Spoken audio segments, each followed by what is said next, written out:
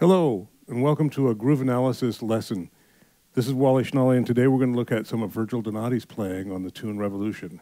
In the magazine, this is the second example. We'll pick it apart, find some little nuggets in there that you can make your own and incorporate into your own playing. So, in the first measure, we're going to start on beats 3 and 4. There's an interesting little pattern there that can make a cool groove you could use elsewhere. Let me play it slowly for you first. 1 E and a 2 E and a 3 E and a 4 E and a, again. 1 E and a 2 E and a 3 E and a 4 E and a. Speed that up a bit, loop it around, you got kind of a cool groove. Check this out.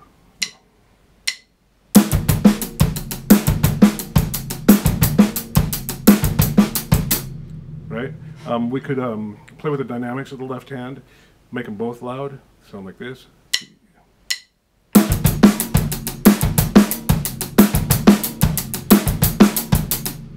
Or I could put that ghost note that's written in there and make it much quieter, and it would sound like this.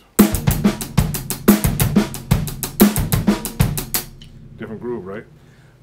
So it kind of is reminiscent of the famous groove, the first groove actually, from James Brown's Funky Drummer, which is this.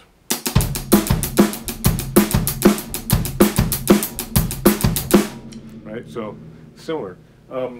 So the next measure, the first beat, first 4/16 notes, have a pattern that is alternating between the hi-hat and the bass drum together and the snare drum. So, right? That's a pretty common pattern. A lot of drummers use it in a lot of places. Speed it up a lot, it could become a blast beat. I use it sometimes in a fill.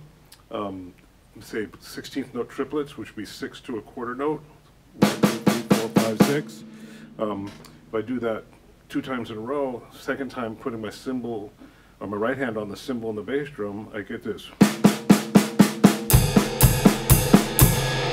And a fast in the context. It's kind of a cool groove, or fill.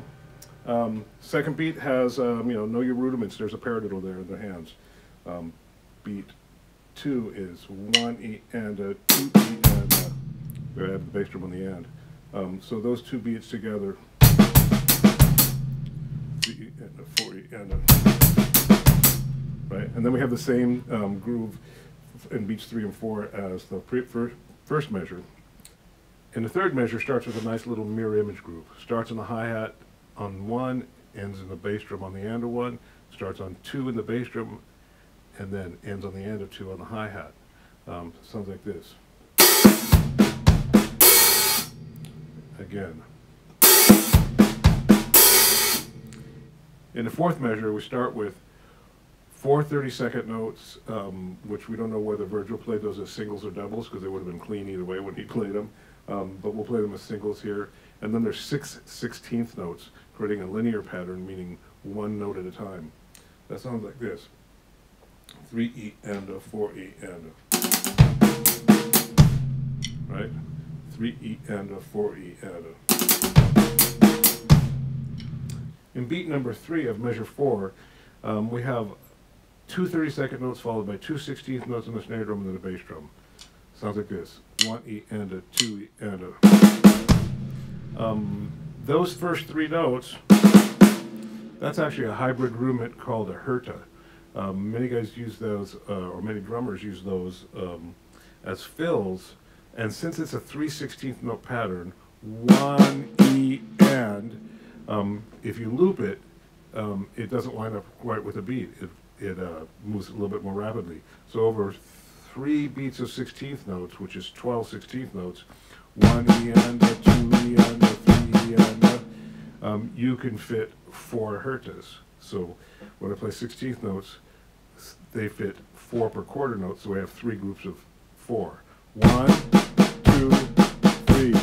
But if I put them in groups of 3, I get 1, 2, 3, 4.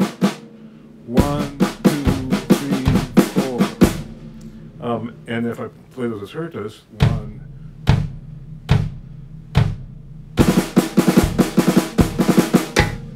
Right? So that's a common fill.